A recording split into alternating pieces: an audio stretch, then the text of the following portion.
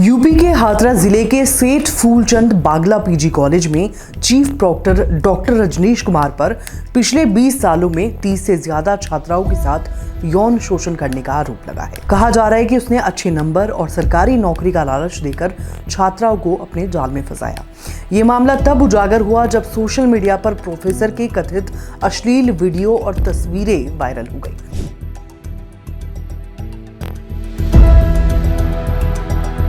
नमस्कार, मैं हूं प्राची और आप देख रहे हैं करियर्स 360। चलिए जानते हैं कि मामला क्या है। नवभारत टाइम्स में छपी रिपोर्ट्स के मुताबिक रजनीश ने छात्राओं को परीक्षा में ज्यादा नंबर और सरकारी नौकरी का वादा करके यौन शोषण किया। इसके बाद वो इन घटनाओं को रिकॉर्ड करता था और तस्वीरें लेता था, फिर इन्हें इस्तेमाल करके छात्राओं को और गलत कामों के लिए मजबूर करता था और इसके बाद उन्हें बदनाम करने की धमकियां भी देता था। इस शोषण का दायरा बहुत बड़ा है। दैनिक भास्कर की रिपोर्ट के मुताबिक जांच अभी चल रही है, लेकिन प्रोफेसर के गलत व्यवहार को दिखाने वाले 65 से ज्यादा वीडियो और 12 तस्वीरें सामने आने से लोग हैरान हैं। कुछ तस्वीरें जो कॉलेज के ऑफिस के अंदर की बताई जा रही हैं।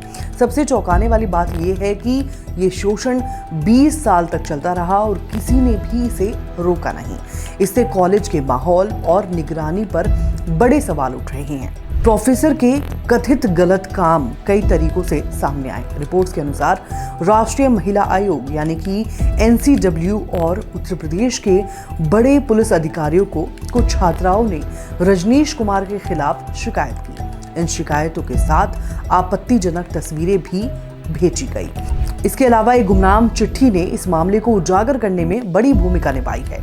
एक रिपोर्ट में कहा गया है कि करीब 10 महीने पहले किसी ने अधिकारियों को चिट्ठी लिखकर बताया था कि प्रोफेसर छात्राओं को नंबर और नौकरी के बदले ब्लैकमेल कर रहा है। 21 फरवरी को NDTV को मिली एक और चिट्ठी में लिखा था कि शिकायतकर्ता ने पहले भी कई बार अधिकारियों से कांटेक्ट करने की कोशिश की, लेकिन कोई जवाब नहीं मिला। उसने सवाल किया कि तस्वीरें अपराध का सबूत क्यों नहीं मानी गई। अगर ये सच है तो अधिकारियों की चुप्पी चिंता की बात है। जबकि भास्कर में छपी रिपोर्ट के मुताबिक 6 मार्च को एक छात्रा ने महिला आयोग को लेटर लिखा, साथ ही फोटो वीडियो भी भेजे। लेटर में लिखा था, आपको बताना चाहती हूँ कि प्रोफेसर रजनीश कुमार कई छात्राओं का यौन शोषण कर रहा है। ये दरिंदा है। वो छात्राओं के साथ अश्लील हरकतें करता है, वीडियो बनाकर उनका शोषण करता है। मैं 1 साल से PMO से लेकर CM कार्यालय तक इसकी शिकायत कर रही हूँ, लेकिन प्रोफेसर इतना ताकतवर है कि किसी भी शिकायत पर उसके खिलाफ कोई कार्रवाई नहीं हुई।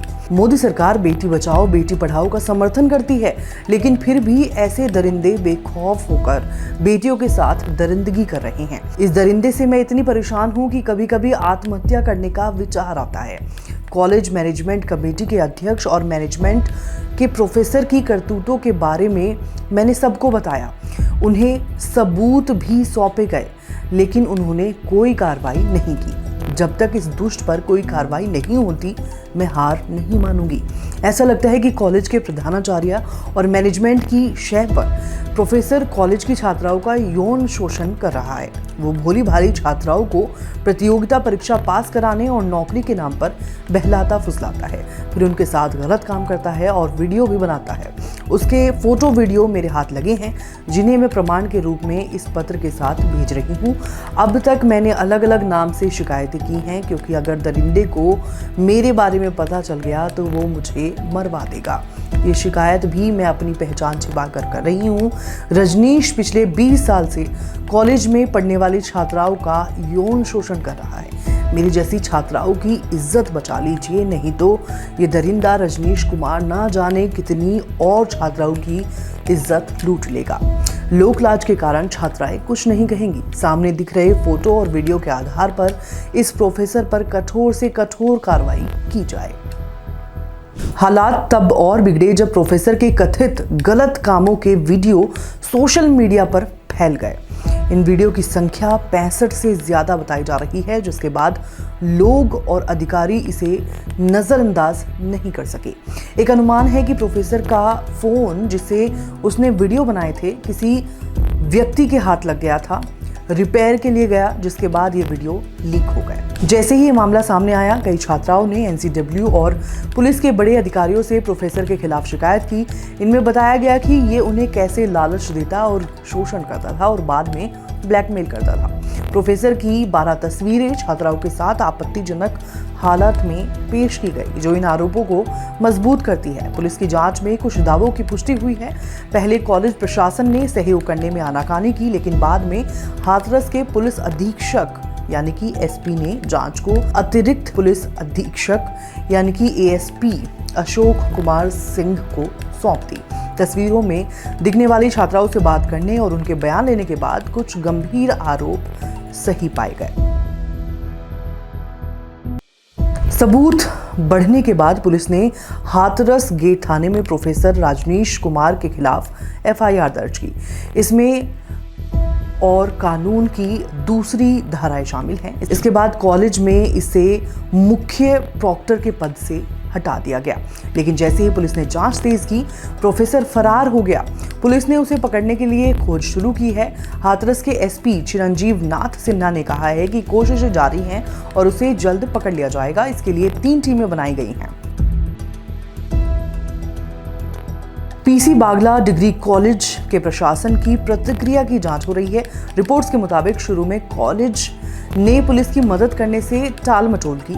जब सर्कल ऑफिसर यानी सीओ सिटी ने जांच शुरू की और तस्वीरों वाली छात्राओं की जानकारी मांगी, तो कॉलेज ने सहयोग नहीं किया। अगर ये सच है तो ये कॉलेज की छात्राओं की सुरक्षा के प्रति लापरवाही को दिखाता है।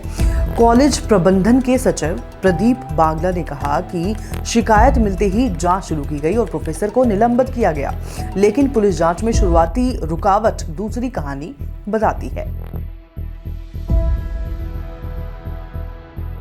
इस घटना ने लोगों में भारी गुस्सा पैदा किया है।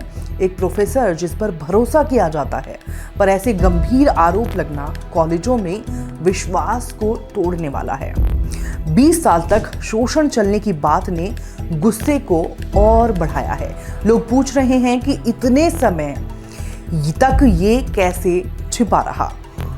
सोशल मीडिया पर वीडियो और तस्वीरों के फैलने से लोगों ने पीड़ितों के लिए तेज और सख्त न्याय की मांग की है। देश भर में लोग छात्राओं के साथ खड़े हैं और प्रोफेसर के साथ साथ कॉलेज प्रशासन के उन लोगों की जवाबदेही चाहते हैं जिन्होंने इसे नजरअंदाज किया। ये घटना बताती है कि स्कूल कॉलेजों में छात्र कितने असुरक्षित हो सकते हैं। हाथरस का ये मामला अकेला नहीं है, बल्कि ये स्कूल कॉलेजों में यौन शोषण और सत्ता के गलत इस्तेमाल की बड़ी समस्या को दिखाता है। छात्राओं को उनके भविष्य के वादों से फंसाने का तरीका ये बताता है कि सत्ता का दुरुपयोग करना कितना आसान है। कॉलेज प्रशासन का जांच में सहयोग ना करना भी चिंता की बात है। इससे लगता है कि कॉलेज अपनी इज्जत को छात्रों की सुरक्षा से ऊपर रखता है। ये हालात ऐसे लोगों को बढ़ावा देता है जो सालों तक गलत काम करते रहे। ये घोटाला हमारी शिक्षा की नाकामी और सामाजिक व्यवस्था को दिखाता है। 20 साल तक चले इस शोषण से साफ है कि सिस्टम में बड़े बदलाव की जरूरत है। पुलिस को फरार प्रोफेसर को जल्द पकड़ना चाहिए और पूरी जांच करनी चाहिए। कॉलेज प्रशासन की भूमिका की भी सख्त जांच होनी चाहिए। आगे ऐसी घटनाएं रोकने के लिए ये कदम उठाने बेहद जरूरी हैं। कॉलेजों में शिकायत सिस्टम को मजबूत करना ताकि शोषण की शिकायतों पर तुरंत कार्रवाई हो। यौन शोषण के खिलाफ सख्त नियम बनाना और छात्राओं को बिना डर के शिकायत करने का मौका देना। छात्रों और शिक्षकों के लिए जागरूकता कार्यक्रम चलाना। बाहरी जांच सिस्टम को बेहतर करना ताकि कॉलेज जो हैं वो जवाबदेह रहें। जो छात्राएं सामने आई उनकी हिम्मत की तारीफ करनी चाहिए। उन्हें न्याय मिलना चाहिए और ये समाज की जिम्मेदारी है कि उनकी लड़ाई बेकार न जाए। हाथरस के इस मामले में अभी जांच चल रही है। प्रोफेसर फरार है और पुलिस उसे पकड़ने की कोशिश कर रही है। लोग और पीड़ित तेज कार्रवाई चाहते हैं। हाथरस के जिलाधिकारियों ने 4 लोगों की एक जांच समिति बनाई है जिसकी अगुवाई एसडीएम कर रहे हैं। इसमें सीओ हाथरस, तहसीलदार सदाबाद और जिला बेसिक शिक्षा अधिकारी शामिल है। ये समिति मामले की पूरी जांच कर रिपोर्ट सौंपेगी।